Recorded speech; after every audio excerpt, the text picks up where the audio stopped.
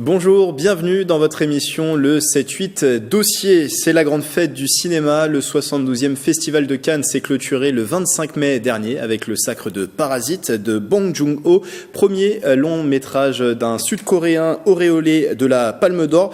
Mais sur la croisette aussi de nombreux Yvelinois. Ils y viennent pour travailler, pour défendre un film ou tout simplement vendre leur production. Le festival, c'est aussi un rêve pour des étudiants en audiovisuel qui découvrent l'événement pour la première fois, sans oublier bien sûr la nuit cannoise animée une nouvelle fois cette année par des Yvelinois. Voici notre série de reportages.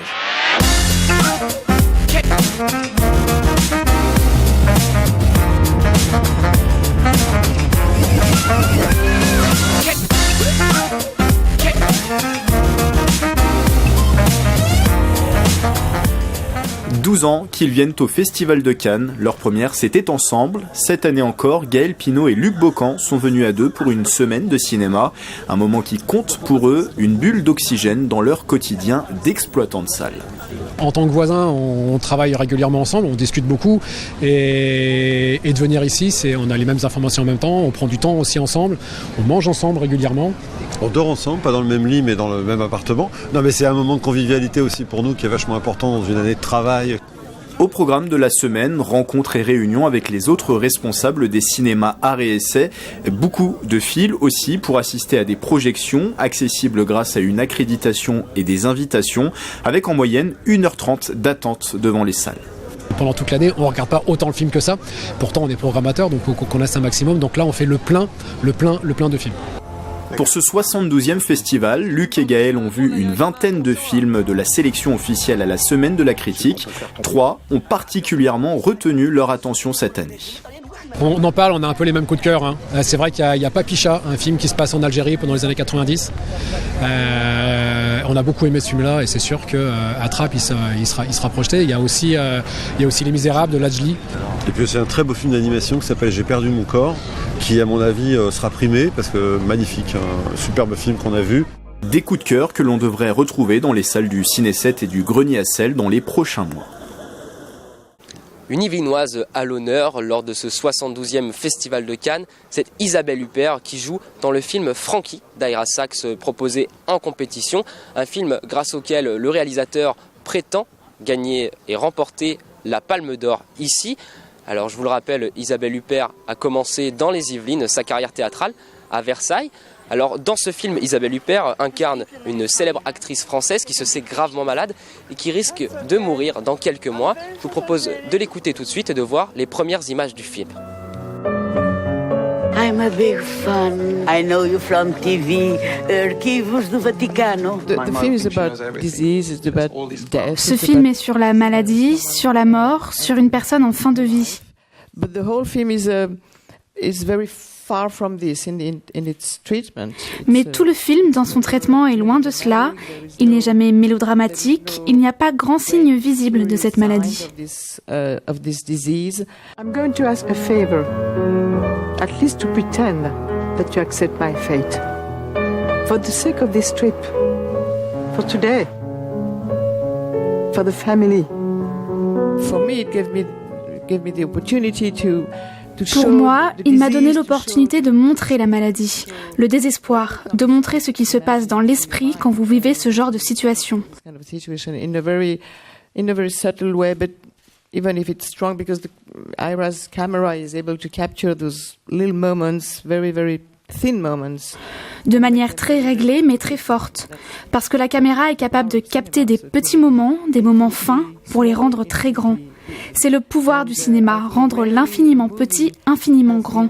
C'est vraiment ça, la définition du cinéma et de la réalisation.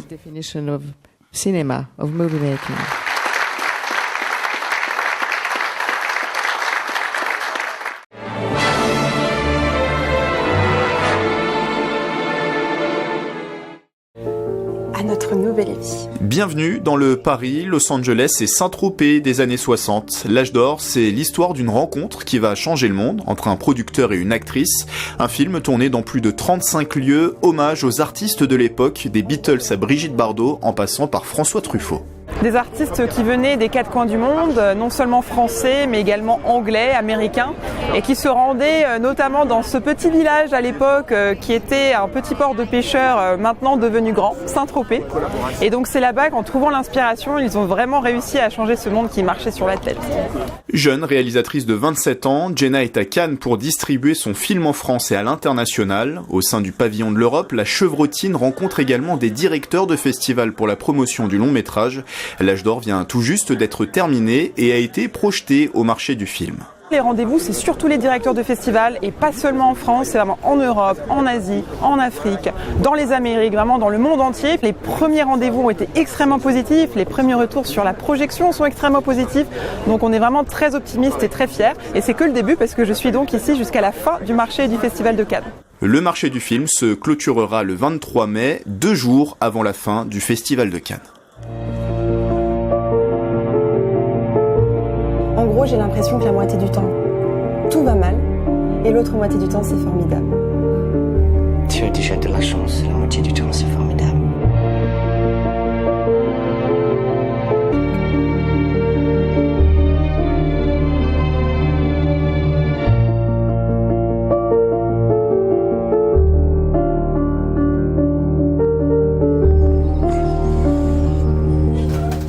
Un vent de jeunesse sur la croisette avec Cécilia de Hars, jeune réalisatrice et scénariste diplômée des 3 IS, l'Institut international de l'image et du son de Trappes, avec son premier court-métrage produit, mardi de 8 à 18, qui a été sélectionné à la 58e semaine de la critique, l'une des sélections parallèles du Festival de Cannes.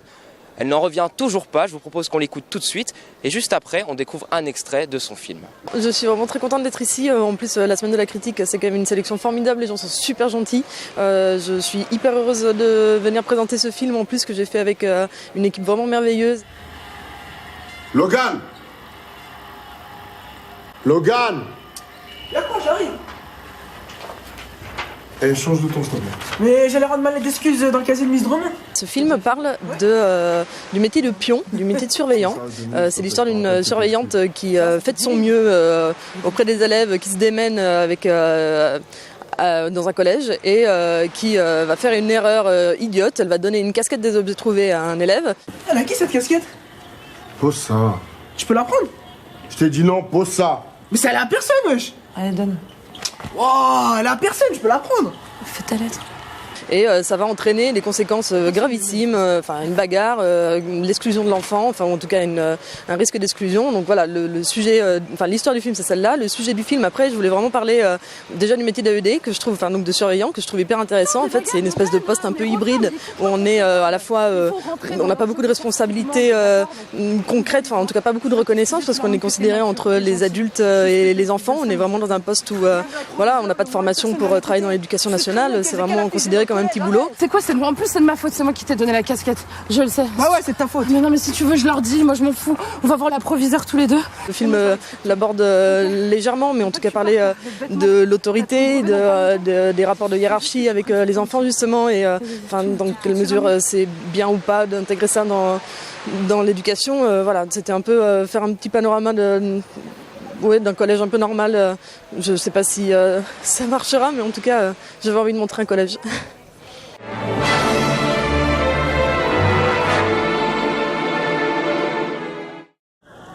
Dès l'encours à Cannes, il n'y a qu'un pas. Roman et Léa l'ont franchi en remportant le concours Europcar parmi 10 projets sélectionnés.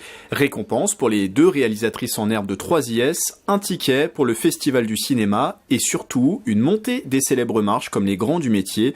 Un rêve pour ces 2 étudiantes en audiovisuel.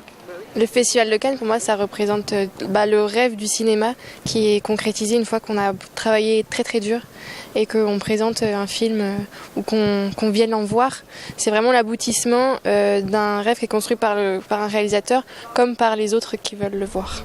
Principe du concours, non plus réaliser un court-métrage comme les années précédentes, mais proposer un spot publicitaire d'1 minute faisant la promotion du groupe de location de véhicules basé à Voisins-le-Bretonneux.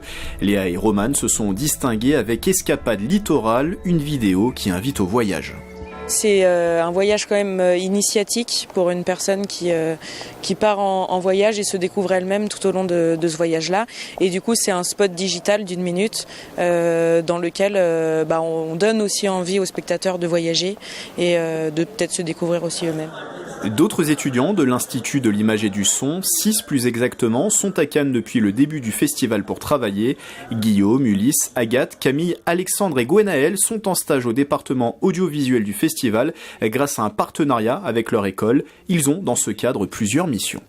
Ça peut aller de filmer la montée des marches de certains films le soir ou bien de couvrir des masterclass, des rendez-vous avec des personnalités connues du cinéma toute la journée. On a également des présentations de films classiques dans le cadre de Cannes Classiques et quelquefois également aller filmer les événements qu'il y a sur le cinéma de la plage. De découvrir vraiment le festival, le palais de l'intérieur, c'est assez impressionnant parce que nous on le voit que de l'extérieur à la télé et là d'être vraiment au cœur du festival, c'est vraiment très sympa. Une expérience et des souvenirs plein la tête qu'ils ramèneront dans leur bagage. C'est la réunion de 2 amis. Vincent et Xavier ont fréquenté le même lycée dans leur jeunesse à la Selle Saint-Cloud. Après des carrières respectives dans la musique, les Yvelinois se retrouvent et fondent Macadam Crocodile. Le duo était de retour à Cannes pour se produire dans l'une des soirées du 72e festival. Comme il y a un an, c'était sur la terrasse du 5-6 Hotel. C'est toujours sympa de venir parce qu'on croise plein de gens qu'on ne voit pas forcément pendant qu'on est en tournée. Donc il y a plein d'amis musiciens là, comme Ed on Television, il y a plein de gens qu'on croise sur la route. Et puis voilà, il y a un petit esprit festif qui peut bien correspondre à Macadam d'une certaine manière. Donc voilà, c'est toujours plaisant. Non mais la musique a clairement sa place à Cannes et notamment dans les soirées.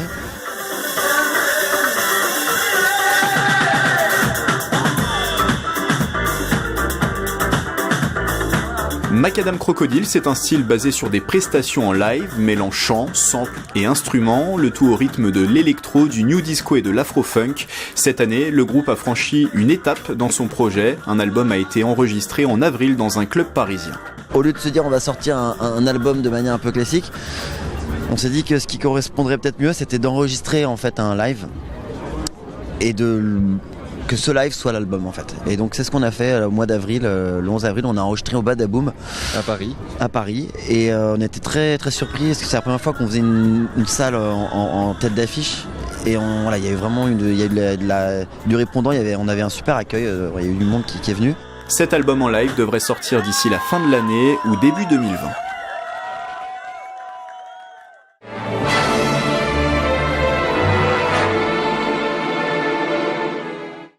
Clap de fin donc pour le Festival de Cannes et pour cette émission. Le 7-8 dossier revient le mois prochain. Un focus sur le traité de Versailles signé il y a tout juste 100 ans. C'était le 28 juin 1919. À bientôt sur TV78.